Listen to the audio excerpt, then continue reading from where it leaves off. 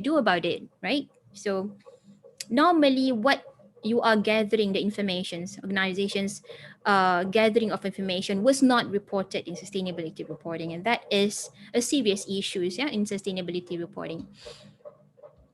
Okay, so next one. This is sustainability accounting. It's all about reporting. It's all about management of sustainability data. It's about scorecards. To be able to have data, you also have to the organization have to have KPIs for sustainability. I mean, where do you want it to be in 10 years from now in terms of sustainability? You're gonna have to have that, because whatever that you didn't measure, people could not achieve them, right? So scorecards is very important, and then you have to compare between your KPIs and whatever that you already achieved this year and next year and all that. So accounting is all about this, and also governance and how do you manage people and all that. All right. So why is sustainability accounting and reporting very important? For two things, yeah. For external reporting, for legal requirements, especially from the SEC, some companies are already mandatory to report, right? And of course, some companies which is being much more proactive, they subscribe for voluntary external reporting, for example the GRI or the IRC, the integrated reporting and all that. So because you subscribe to all this voluntary reporting, then you have to report lah, of course, right? And of course, sustainability accounting is much more important for internal management. Actually, it is not just for stakeholders to view how are you going, or how is your performance in terms of sustainability, but much more important than that is that sustainability reporting gives you the information for internal, environmental, and social costs that you have to manage internally. That is very important. And how are you going to do about it? How are you going to change to so that you could report better next year, something like that, right? And of course, it has potential revenue. Some companies actually do save in a long term when they embrace sustainability, right? Maybe their initial cost is very high to embrace sustainability. Maybe they wanted to install new technology that is much greener, for example, solar panels, using blockchain technology in agriculture, things like that. It has a very large amount of initial investment, but over time you're gonna see that they will save a lot of money. But a lot of companies do not want to make that huge capital investment, especially in the times of COVID. I think we can see that the reporting of sustainability will be very, very much affected when they don't have money. Companies don't have money to actually do all the CSR and all that. So you will see maybe next year reports. Okay, so there are differences. There are certain differences when you talk about accounting and sustainability. There are differences between financial accounting and reporting and sustainability reporting, but there are also similarities. Okay, so the similarities is just that both of these functions, accounting as well as sustainability reporting, is reporting on the whole organization. All right, and it is about accountability reporting. It is a tool to discharge accountability. Without report, without telling, without communicating what is your performance with your stakeholders, your accountability was not discharged. So reporting is actually the tool to discharge accountability. I mean, how do you know whether the company that you're investing in is actually going to use your money to make more money? I mean, I'm talking about stakeholder. I'm talking about investors' point of view. You don't know. You invest 1 million in that company, and how do you know your investment will make? You will be tripled out after that. How do you know? From reporting. Okay. How do they manage the company? How do they innovate their product so that they expand the customer base and all of that? You found it from where? From reporting. So that is how you are being accountable. You are being accountable. Other words is answerable. You have to when people give you responsibilities, then you are answerable to them. So you have to tell them, what did you do? Right? What did you do? What did I do to actually dispose my responsibility? Something like that. So it applies similar to sustainability reporting and accounting reporting. It is also information for management. It gives information for management, not only information for stakeholders, but also information for the management of the company. It's very important.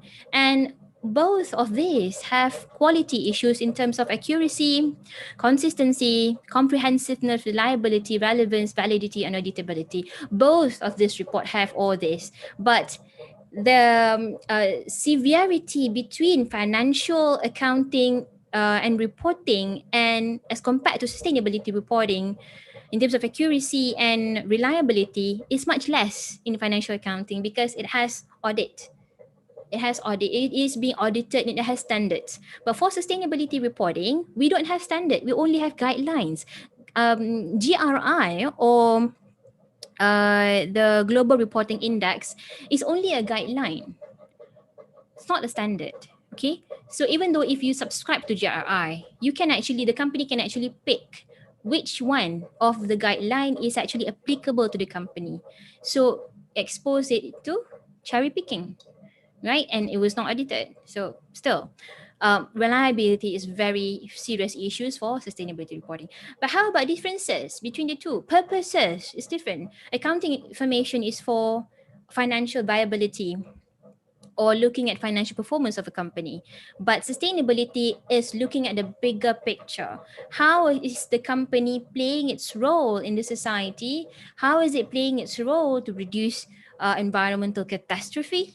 So that is the purpose. And type of reporting, as you can see, there's a lot of numbers because it's on financial terms. But on sustainability reporting, mostly it is in words form.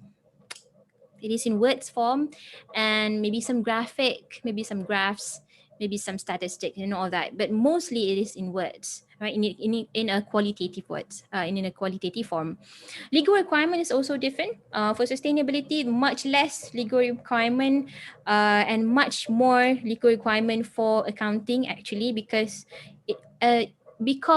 financial accounting is actually has already been established for 100 years, but sustainability reporting is only for 20 years right now. So you can see why there is a difference between requirement, audit, and standard and all of that, because it's a quite new field in accounting especially. And other than management, the uses of this information is also different. For accounting information, of course, the stakeholders will be really keen to look at it. But for sustainability, it has a bigger audience. Everyone will have to look at it.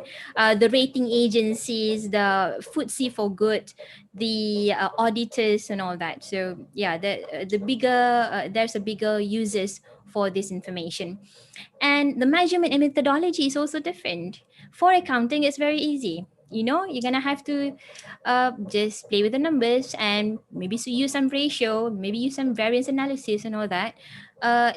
It's easy, right? But for sustainability information, each item we're gonna have a different and very specific methodology to measure. I mean, carbon, how do you have to measure carbon? You have to install a machine, put it on your in the chimney, and then you have to monitor how much is your carbon emission, right? So that is for carbon only. How about water? Then you have to install another system. How about what else? Electricity. Then you have to have another system of monitoring. So sustainability is much more complex to measure the performance, to be reported. So that is why we see that time and time again, normally companies who have a lot of profits or companies that are larger in size would be able to produce a very good sustainability reports because they have the resources, the financial resources to install all those systems and hire all those experts to actually calculate it for them, right? So it's actually quite complex. And of course, data and management and system is also different between the two.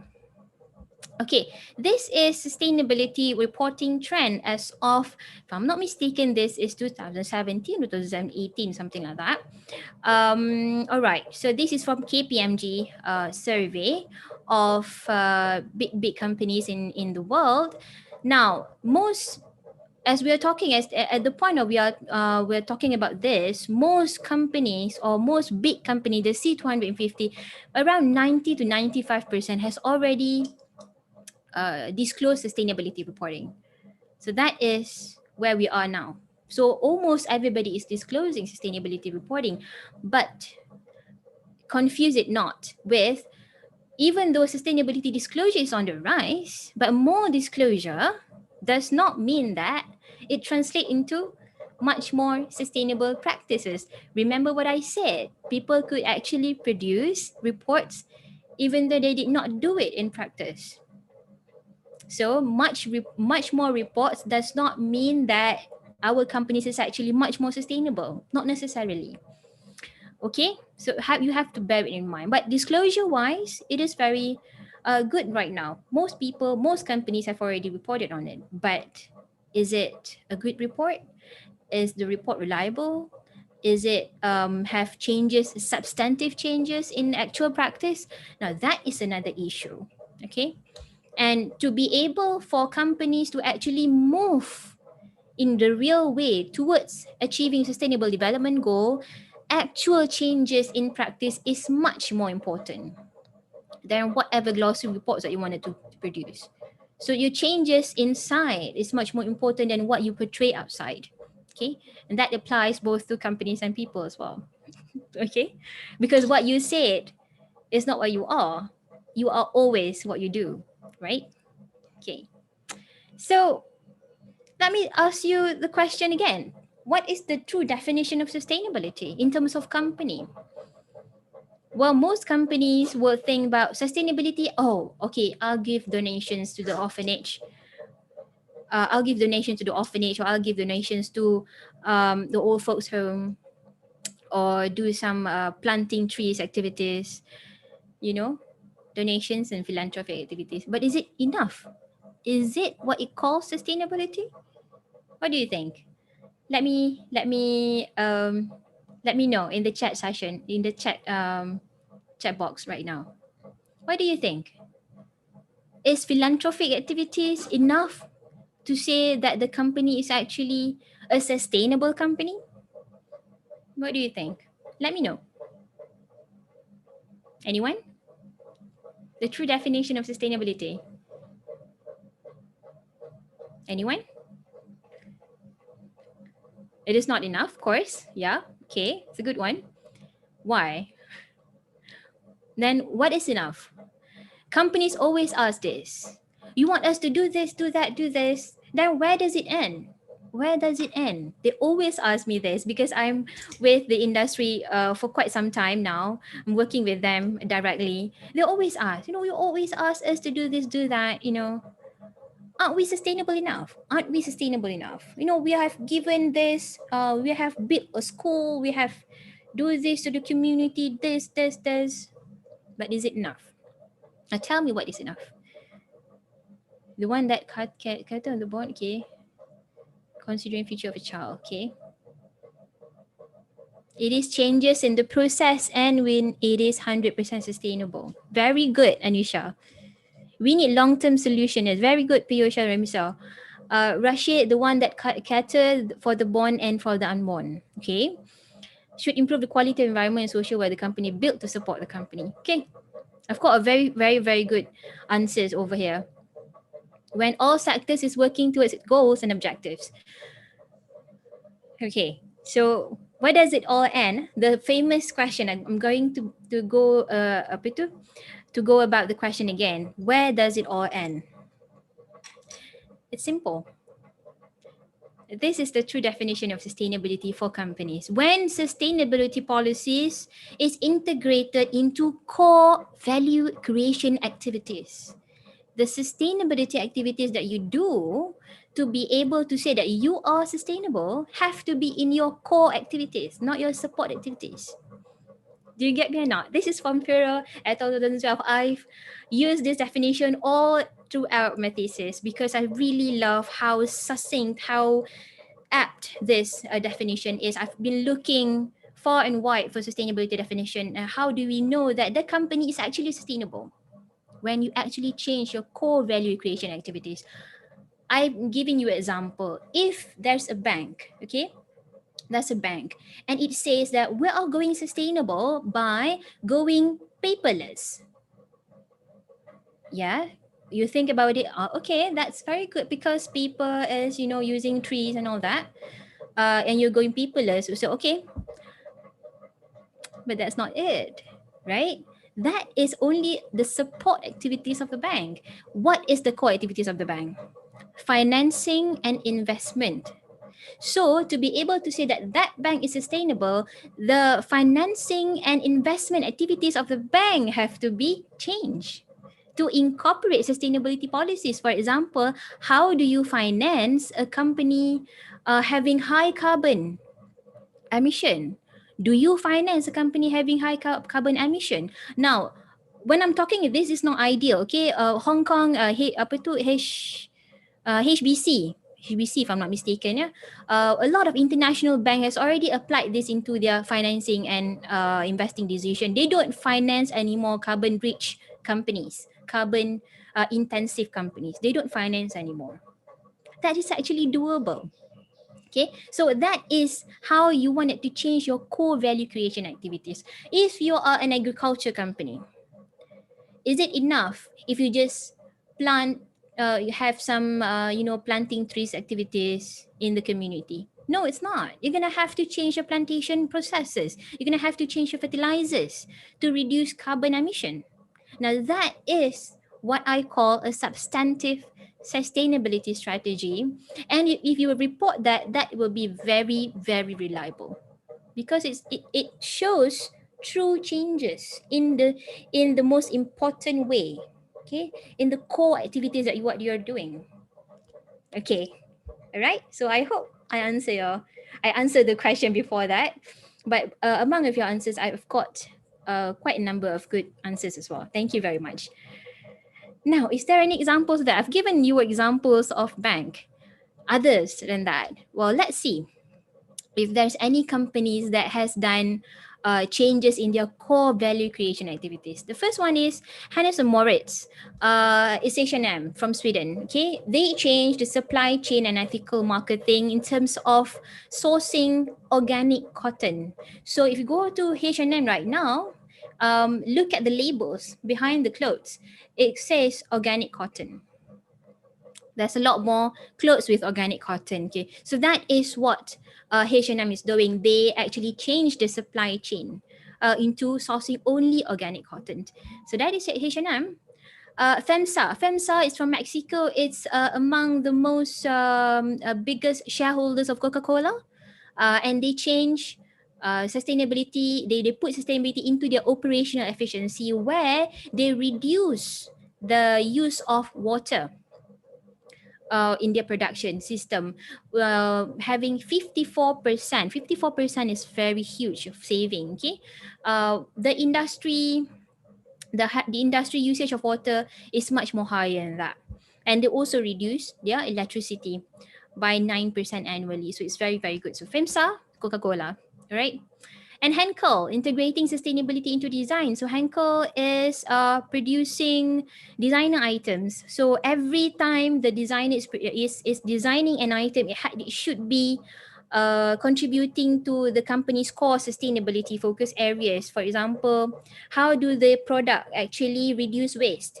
How do the product actually reduce water consumption? How do this product actually contribute to better health and well-being?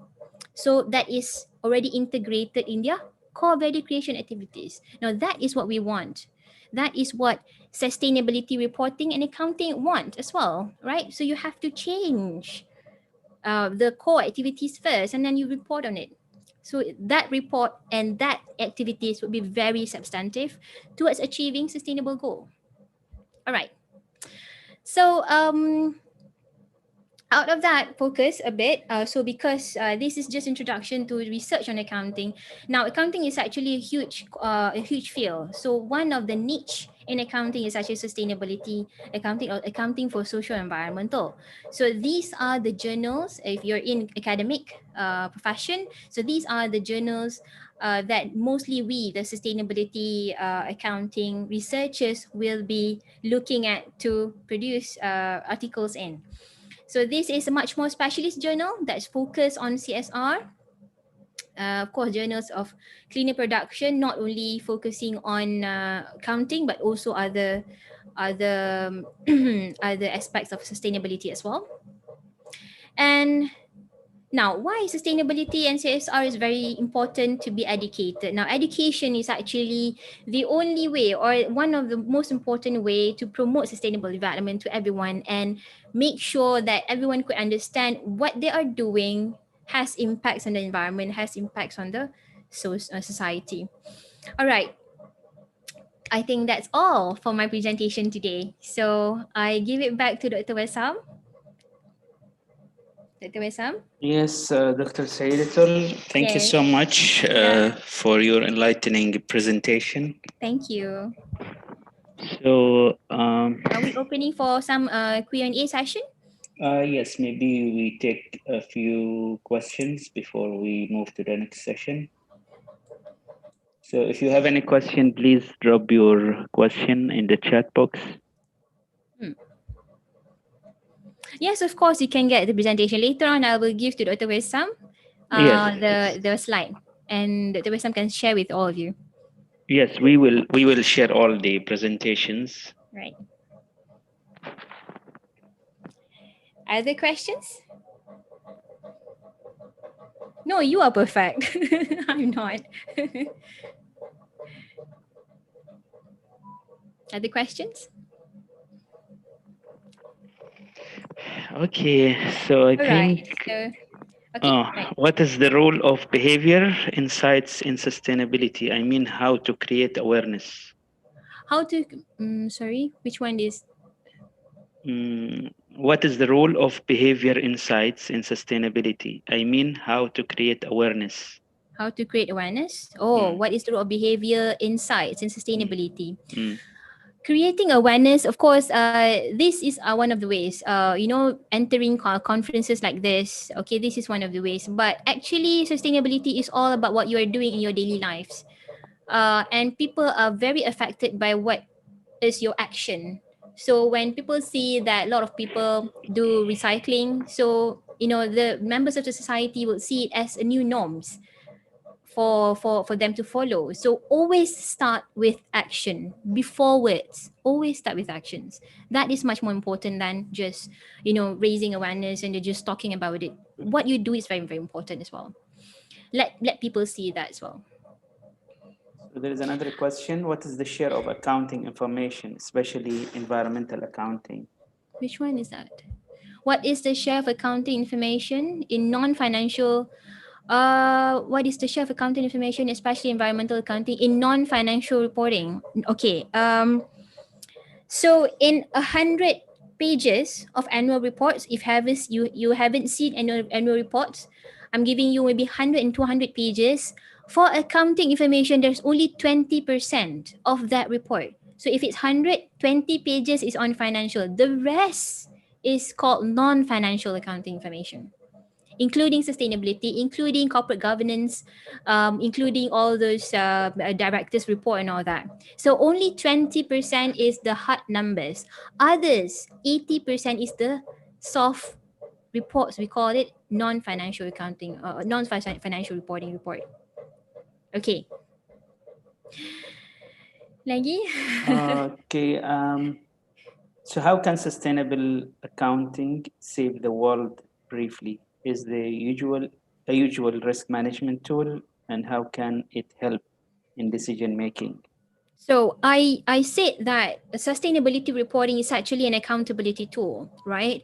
So if it was reported according to whatever that is happening on the ground and the disparity is very minimal between what's happening and what we report, that could actually change decision making. You know, For example, there's a lot of investors that are very concerned on sustainability of a company right now. We call it social responsible investing. Okay, so there's a lot of these angel investors looking at whether that company is sustainable or not. But imagine if your sustainability reporting is not producing or it's not projecting the right image, not producing the exact image of what's happening on the ground. The decision of the investor will be screwed.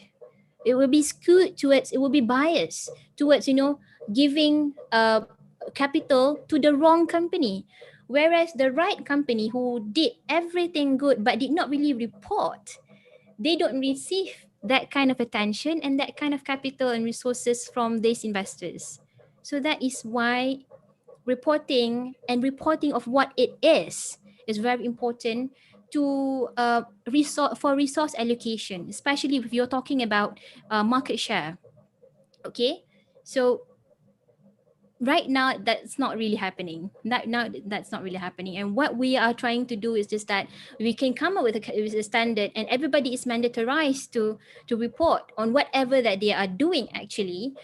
That could actually change our resource allocations and our investment decision making, which makes quite a huge impact. Will make a huge impact in overall sustainable development goals.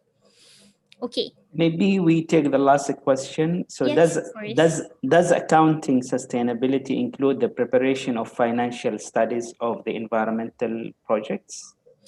Um, where is the question again? Can you read the question again, Dr. Wasam? Yeah. Does accounting sustainability Mm-hmm. include the preparation of financial studies of the environmental projects? Well, not all projects has costing in terms of environmental. That's what I said. Most projects will actually look at the cost benefit in terms of monetary gains and losses, from having a project. Now, environmental cost needs experts in terms of measuring environmental costs. Like I said, each items, water, electricity, pollution, all that, each item will need a very different measuring system. So they need an expert, and we are not really having too many experts on uh, that particular expertise, having that particular expertise. So it's a good it's a good area for you to venture in if you wanted to be an expert that could actually help companies to cost their environment, to do a costing of their environmental costs of a project. That would be a very big opportunity because we don't really have that much of experts. So that is why a lot of projects does not consider social and environmental cost, right? So far, yeah. Okay. Okay. Well, I'm not sure. There are a few other questions. Yeah. Maybe you try just if it is relevant. So, how a cultural change more conducive to sustainability can be induced in an organization? Cultural change is the most difficult kind of change in organizations. My study is actually looking at strategic change, structural change, and cultural change. Now, cultural strategy can be used, can be changed towards sustainability.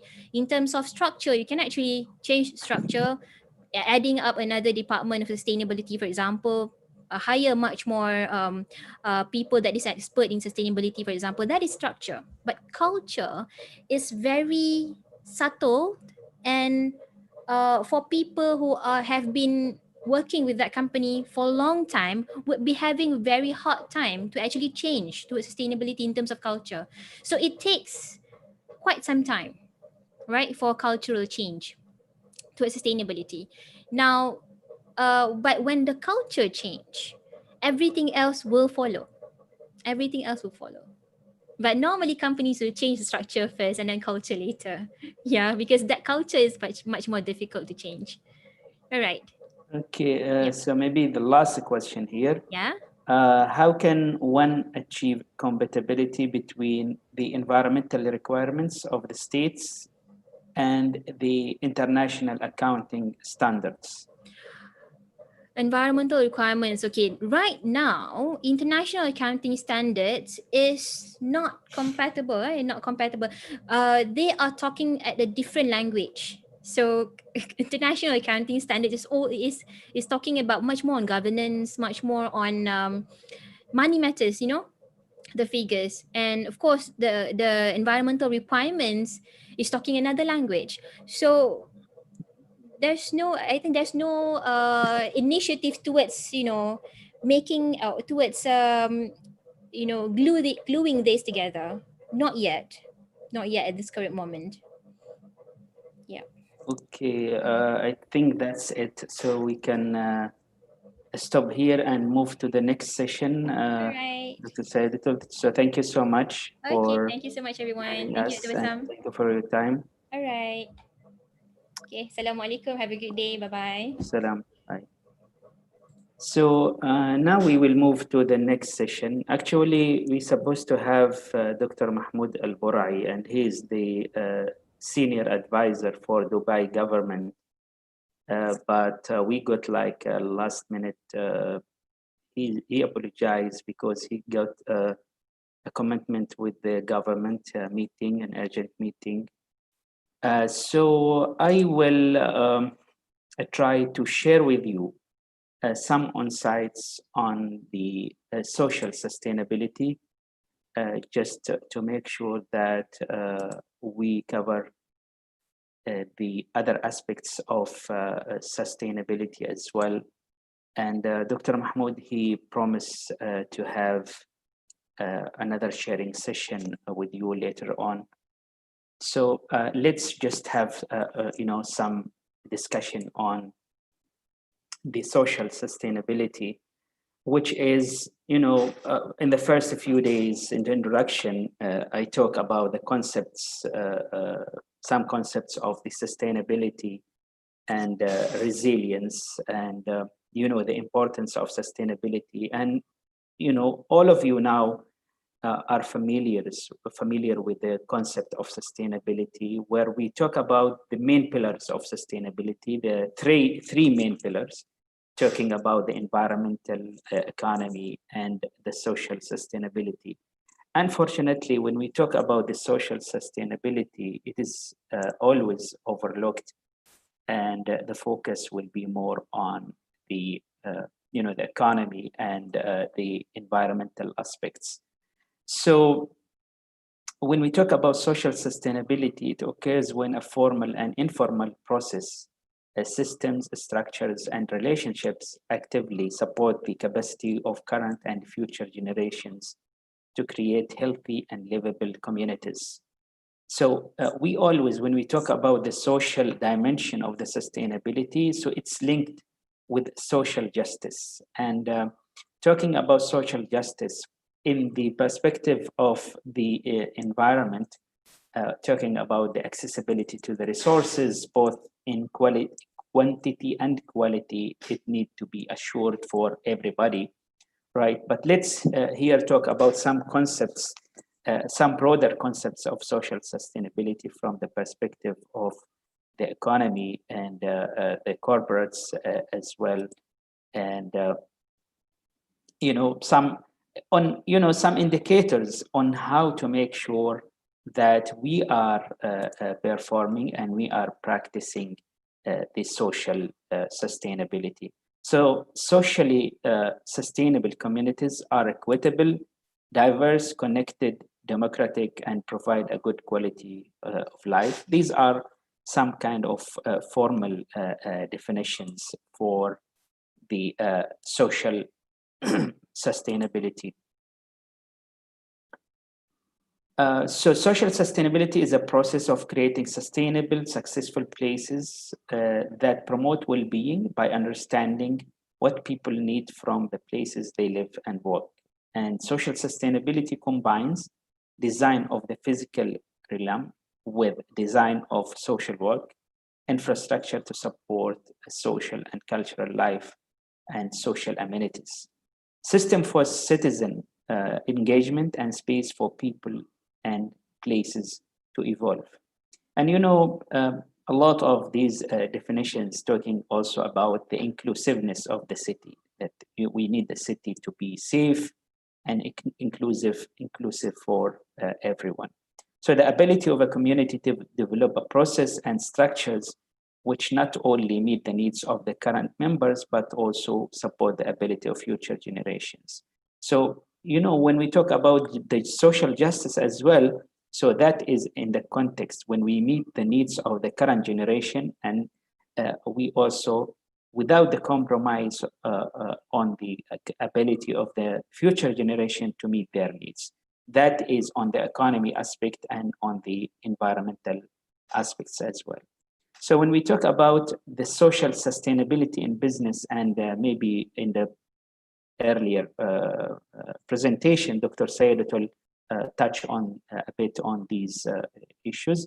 So from a business perspective, social sustainability is about understanding the impacts of cooperation on people and society. So, talking about the justice and the impacts, right? So the business and corporation need to understand the impacts on the people and the society.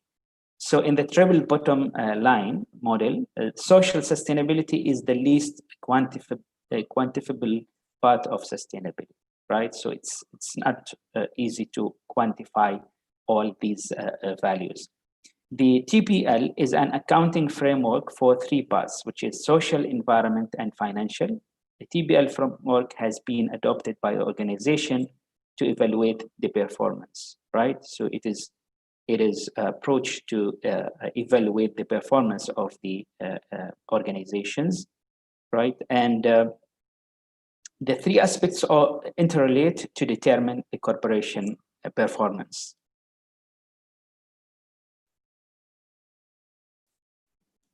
Okay, so moving forward, in corporation, social sustainability performance issues include human rights, fair labor practices, living conditions, health, safety, well-beings, wellness, diversity, equity, work-life balance, empowerment, community engagement, philanthropy, volunteerism, and more. So the social impact or the social sustainability issues are not easily quantifiable or measurable. They are easier to identify. And according to some definitions,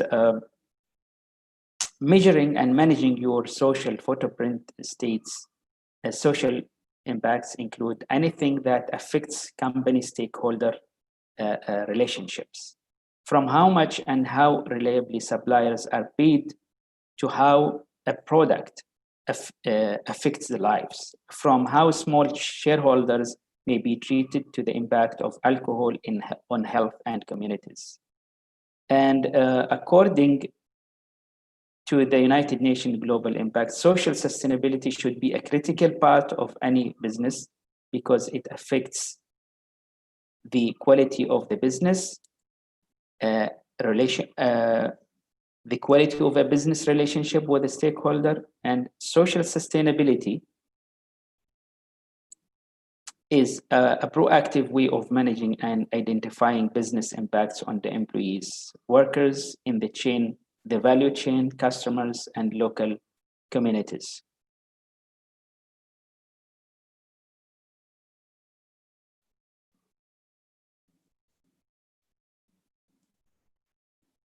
So companies that raise the importance of social sustainability recognize the significance of their relationship with people, communities, and society, right? Because it seems that they kind of value the relationship with the society. Social responsibility becomes part of their core business strategy, and they consider how their activities affect people. There is a human cost to doing business. A socially sustainable business will consider the safety of its workers in particular locations. It will not allow its workers' safety to be compromised by forcing them to work in a building that has been deemed unsafe. So again, it's all these values, caring for the workers, right, caring for the society, that is within the social sustainability concepts and making sure that the business is promoting social justice, right? So social sustainability mitigates risk, where poor social sustainability is a risk to both brand and product quality. So that is also in terms of the corporation and business, they need to care about the social sustainability, because it can be a risk for their brand and product. But definitely, this is also related to the to the awareness and conscious level of the community. Outsourcing to manufacturing site with unsafe or poor working condition might hurt the global corporation brand if a disaster happened, right? And if a word were to reach media and consumers. So they need to care, because of the values that they care about it, and because they need to care about their brand and reputation as well. Ignoring safety measures to protect public health can cost food manufacturers millions of dollars through government-backed recalls of product from market, right? So that can cost the companies a lot of losses. Providing safer working condition, living wages, and job security creates a more security supply chain, right? And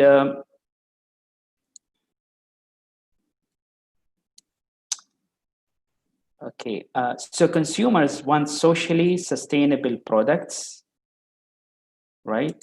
Where consumers are more informed and engaged, and they are caring about the impact, right? About the impact on the environment and the social impacts of the products that they buy. And again, this is, I believe, like it can be generalized in every context, because people also need to be aware. If they don't, their self individually, they don't care about their environmental impacts, right? How they will appreciate and value the companies who really care about the their environmental, the company environmental and social sustainability or impacts. So companies who are more transparent about their supply chain have reaped the benefits from consumers who are willing to spend more for products that are more ethical. Yeah. Again, this is also has to be put in the context of the economic class of the community and their affordability for those products, because is it they can afford to buy those products? That is another element of the process. So social sustainability is attainable where companies are now partnering with social sustainability organization to become more transparent, make their operation or supply chain more ethical, and understand the human cost of the business. This is kind of a global trend with the international businesses and corporation. So according to the United Nations Global Compact, aiming for social sustainability can help business in a number of ways, right? Where it will unlock new markets, will produce and generate more opportunities. It will help to retain and attract business partners, and it will becoming the source of innovation of new products, because that will motivate them to seek innovation in the production to satisfy the customers and to be more social and environmental responsible.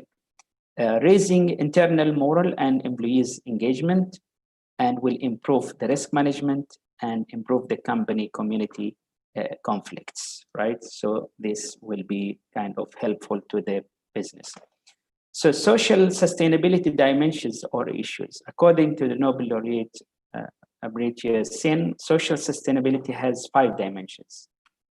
And the factors that will be mentioning, it is considered in determining if a business or a project is socially sustainable.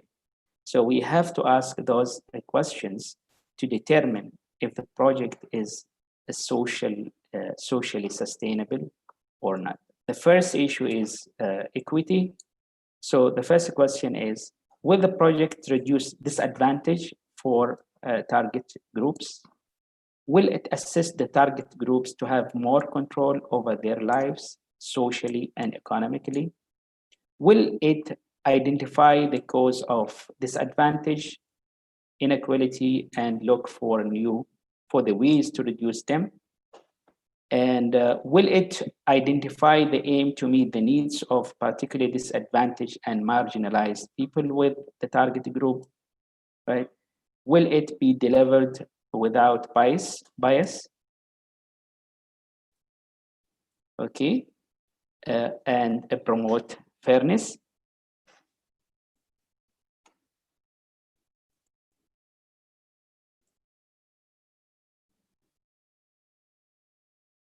The second issue is diversity, right? Will the project identify diverse group within the target group and look at ways to meet their particular needs, right? Will it recognize diversity with a cultural, ethnic, and racial groups? Will it allow for diverse viewpoints, beliefs, and values to be taken into consideration? And will it promote understanding and acceptance with the broader community and with diverse backgrounds, culture, and life circumstances? So again, this is within the context of the inclusiveness of this project or this organization or this business. So the third idea is the social cohesion, right? Will the project help the target group to develop a sense of belonging in the broader community? Will it increase participation, social activities by individuals and target groups, right?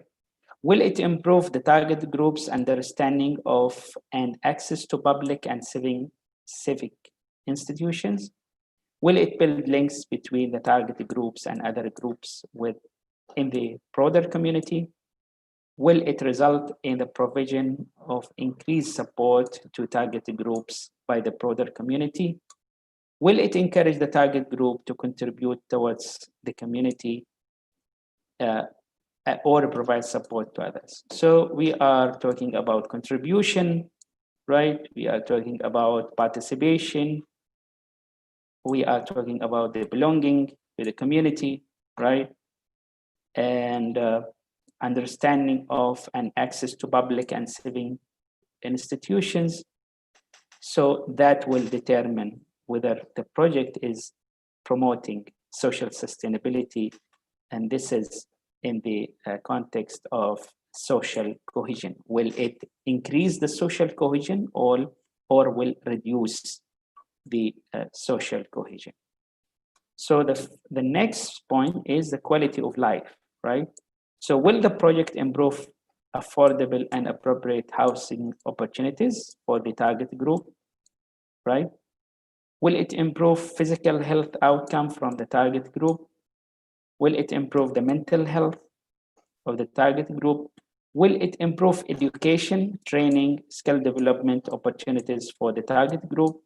So that the answers will determine whether we are talking about improving the quality of life or deteriorating the quality of life.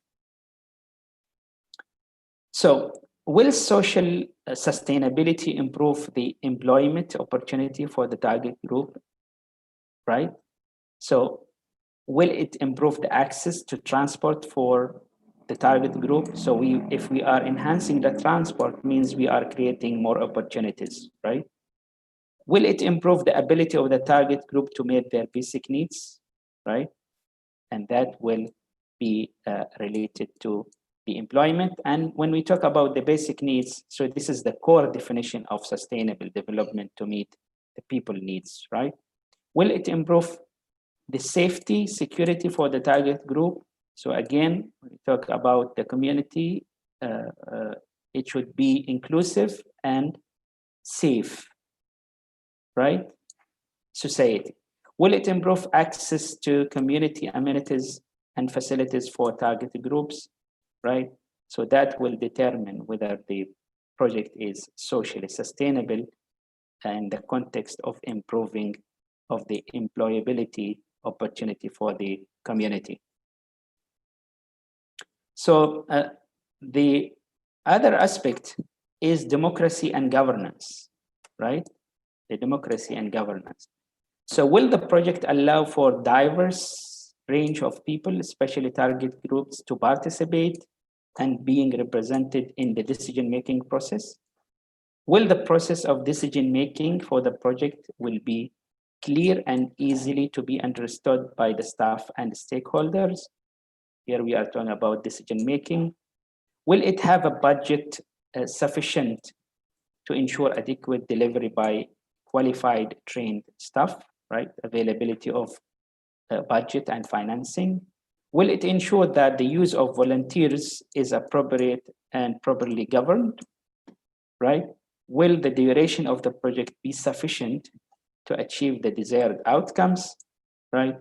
And have you considered what will happen when the project ceases, right?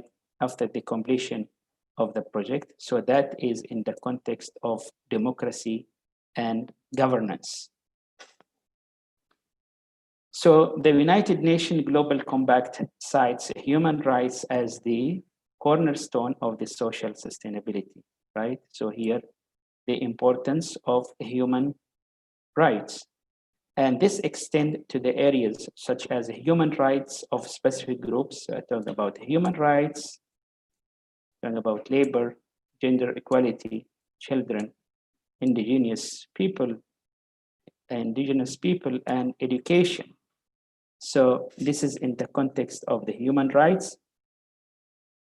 So me here to conclude, social sustainability is a worthy business for investment, right?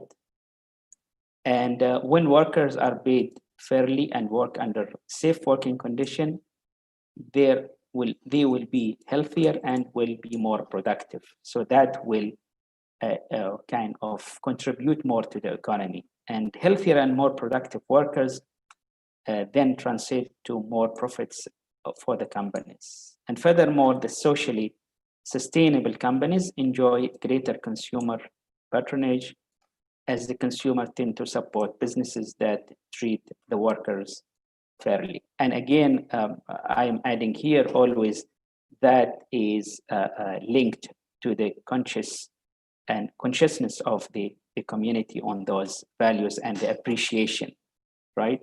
So this is what I wanted to share on the social sustainability. So some of the insights on the, to have a more understanding on the holistic concept of sustainable development, where we talked about the environment, the economic.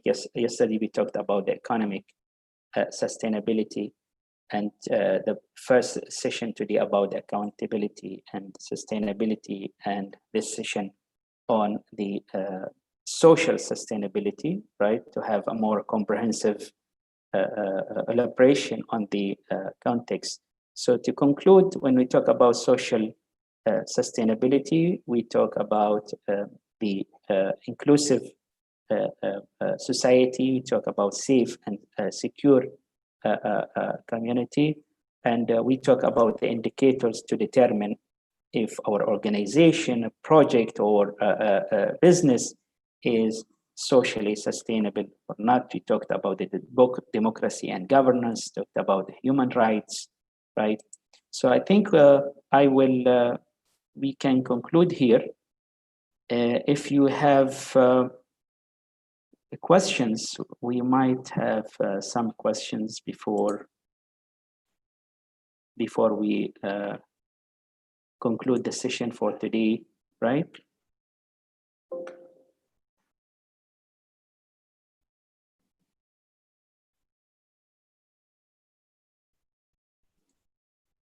So do you have any question?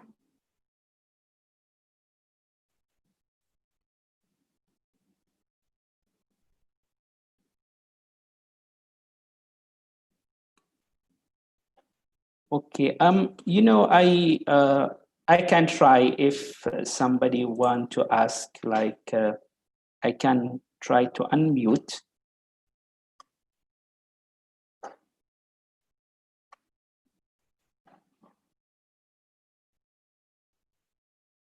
So if somebody want to talk, like, I think you can raise your hand. You can use the button, and then I will try to unmute.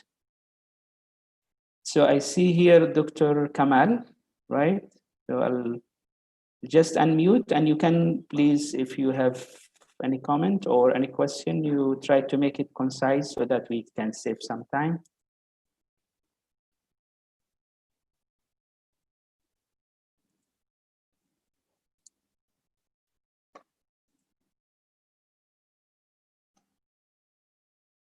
Okay, let me try.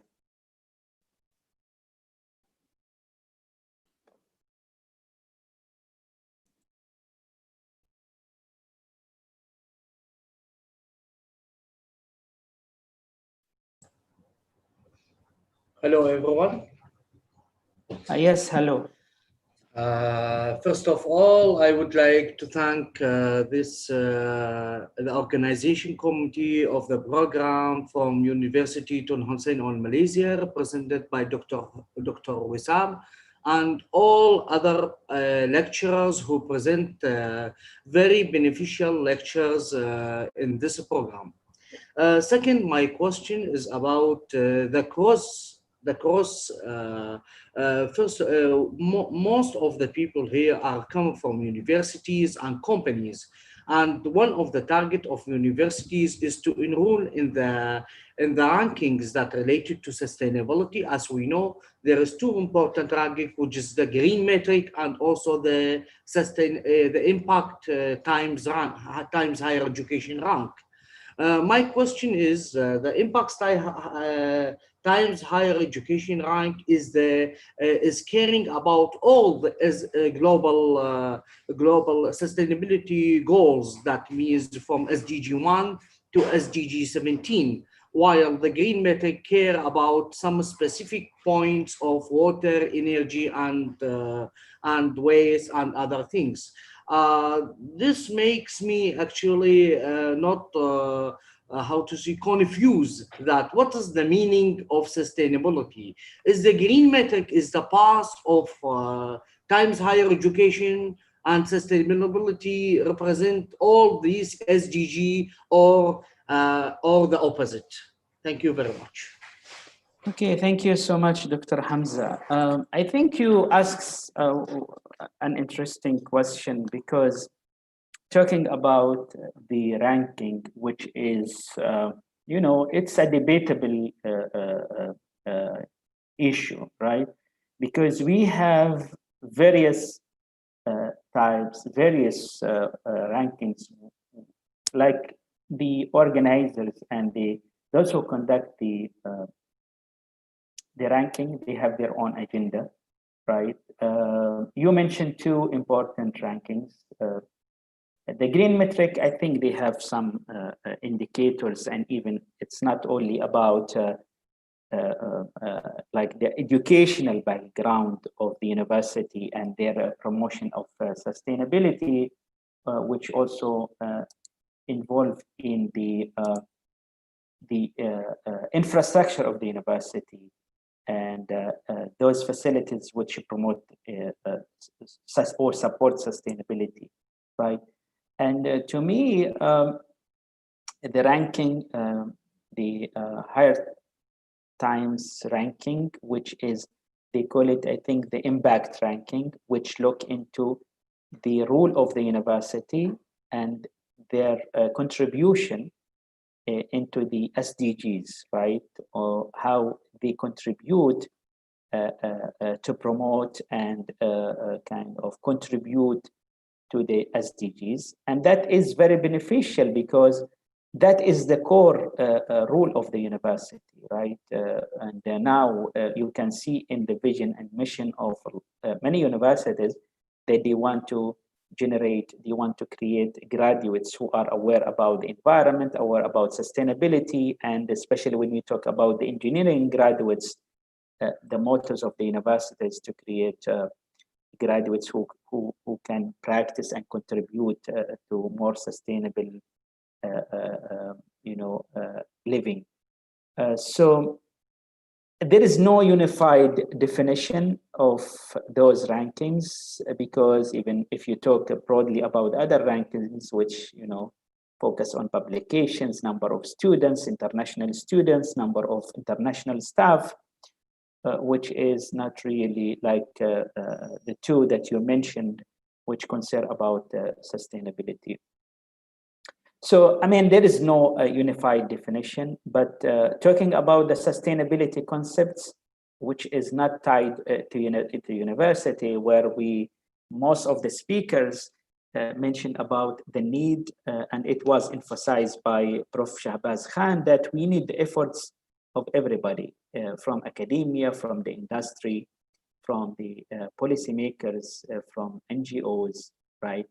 And actually, if you really look into the matter, the role of the policies, the policymakers, the enforcement is the most important, because you can have, definitely beside the role of the academia in promotion, in educating people, right?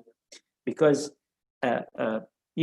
people sometimes they are cautious, they are conscious about sustainability, but they do against sustainability because of the profits, because they are profit oriented, right?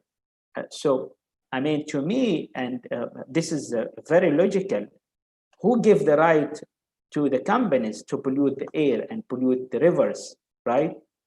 This is, I mean, very understandable and very basic, that if you produce pollutants, at least you need to dispose it in a safe way, right? This is the very basic. We are not talking about kind of promoting sustainability, changing the products, using more green and organic material. We are talking about the very basic, who give the right to the business and the companies to pollute the rivers, to pollute the air, and cause troubles to the communities and the public health, right? So this is, the knowledge and the practices, the practice of sustainability that should be kind of collective efforts, right?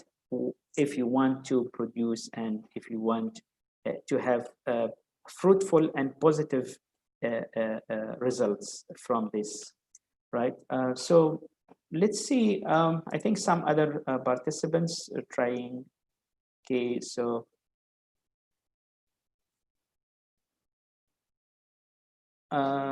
we have Dr. Raji, I think, Prof. Raji here. Yeah, yes. Okay, Prof. Hi. Hi. I'm Rajendra from Australia.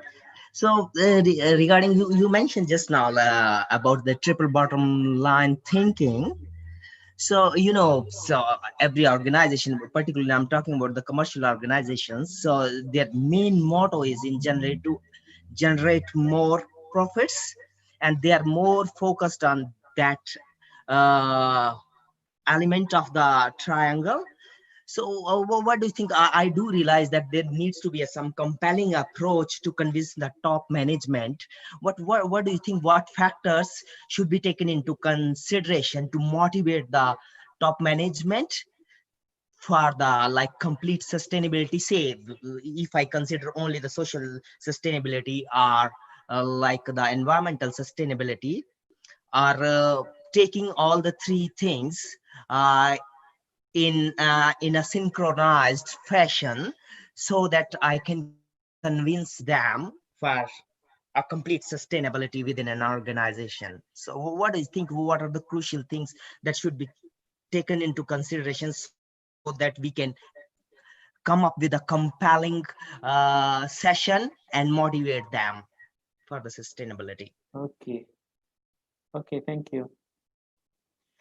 So yeah, I mean, definitely when we talk about business, so it's profit driven, right? And Yeah. profit oriented. So the idea here, the very basic is, uh, if they don't want like to explore new opportunities with the more sustainable practices and more sustainable products, right? So the very basic that they have to control the waste being generated, and that is not a kind of doing favor for the community or for the government. It is the very basic commitment of the business, at least to control the pollution, right? So they are getting profits, right? And at the same time, they need to spend some money on controlling the pollution. And that is the very basic. Like if they don't do that voluntary, you need a strong legal and policy system, which will force them to follow the regulations, right? Because that is the very basic commitment of the industry. There was one study recently, and they compared the companies who consider, like this study was over 30 years, and they studied the companies who has some social and environmental agenda, right, with the traditional business, and they found out that in the stock market, uh, uh, uh, the profits, the profits of those who have environmental and social agenda, their profits almost doubled when compared to the traditional business, right? Definitely, that need to be parallel in with parallel with raising the awareness of these businesses, that and a paradigm shift to shift the understanding and the way they think about the environment. It's not only a burden because they need to deploy systems to control pollution, but rather than creating more opportunities and venturing into new products that will be more acceptable and more marketable to the community. So I think we can have one last question before we conclude the session. So, if anyone want to speak, you can raise your hand using the so that I can unmute. Okay, let me. Thank Okay, Mahatu. Hi, thank you, Dr. Wasim, for giving this opportunity to ask the questions. And this Okay, welcome. last 3 day session was really helping us to generate more idea about sustainability. My question is, we have seen before in 2000 when the UN decided there was 8 goal MDG. Now in 2015 we have come across the 17 SDG. Maybe another 2025 or 30 when we will review the goal with reference to the whatever the goal we have set along with to targeted objectives to achieve the SDG. Maybe another 4 5 would be added to a new goal will be set for. So my question is, every times we are trying to achieve something whereas we are creating other more problems as well. So what could be what is, in your opinion, what is the root cause of getting more and more sustainability objectives or the SDGs adding onto the UN goals? Is it the population, or could be the economic development, or maybe the peoples or the companies or the everybody's want to achieve more and more? That is the problems. What is the could be the root cause in your opinion? Okay, so when we have different like plans and different goals, right? So the number of population increasing, right, and the economic development is progressing. So that lead to various types of pollutants and different various types of environmental challenges. And I think which the you know the progress and the impacts from the environmental challenges, and one of them the global challenge which is the climate change, which lead to a lot of you know, like some known and unknown impacts globally. That leads to the different versions of the goals, the SDGs, and previously the Millennium Goals.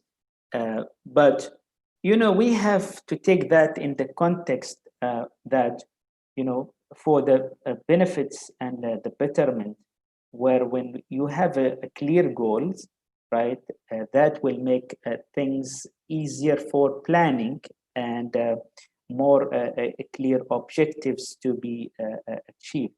Maybe the challenges is greater, right, where you have competition, you have some kind of conflict of interest sometimes, or a conflict between those sensitive pillars. Like, you have the business, the economic development, and not only on the levels of the countries, but even if you go down at the level of the community. And I'll just give you an example, and this is kind of, I've seen that in different places. So when there is an industry polluting the atmosphere, right? And there are a lot of complaints of the community. So one of the reasons, one of the justification for the industry, they will say that we are here before you came in, right? But who said that if you are if you are existing in that location before the people there, who gave you the right to pollute the environment, right? And again, I'm saying that the business is not doing a favor for the people to control the pollution. That is the very basic commitment of the businesses and economic sector to do that. Who can assure to do that? The strong policy, regulation, and enforcement. It's not only strong policy and regulations. The enforcement is more important, because you can have the best policies, the best regulations, the best standards, but if you fail to enforce that, nothing will happen, and people will keep suffering. And I think in my first session, in the first day, I shown the numbers that everybody is losing, right? So, and this is, I'm talking on the broader aspect. When the policymakers, they don't really into the enforcement, the loss is not for the economy, the loss is for the country, for the people. The profits will go to the industry, right? They will be maybe the taxes, right? And some more of them maybe also they find ways to escape from that. And they might do some small CSR projects. But who will be the big loser? The big loser is the government and the people, because the government will spend more on the hospitals, more on the treatment. The national economy will lose the productivity of people.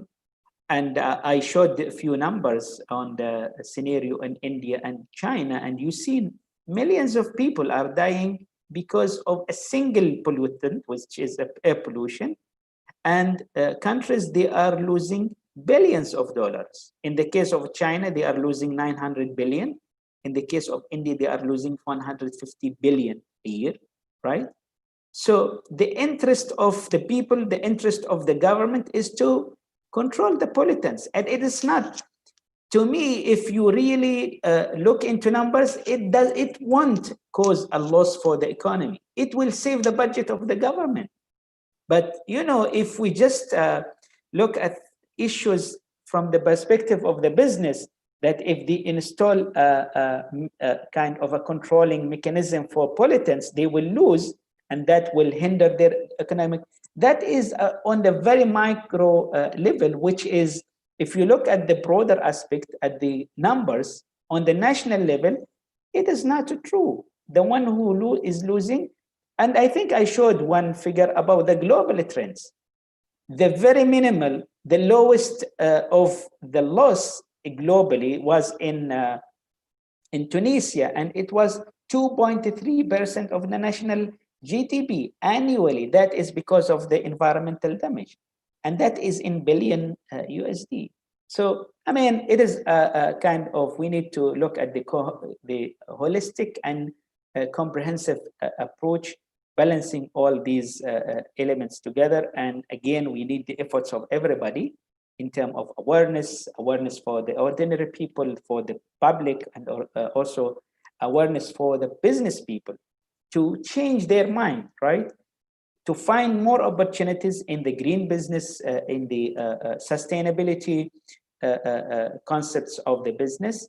And definitely the very crucial efforts need to be done by the policymakers and the enforcing agencies to make sure that the pollutants are at the acceptable limits and standards which was set by the national agencies.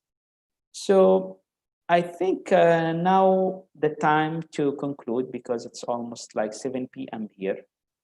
So thank you so much for joining today, and hope to see you tomorrow in the concluding session, 2 sessions, which will, the first one will touch on leadership for sustainability, and the second session will be governance for sustainability, which is the one I stressed just now, which will be more on the role of the policy makers and the, the policies and regulations and enforcement.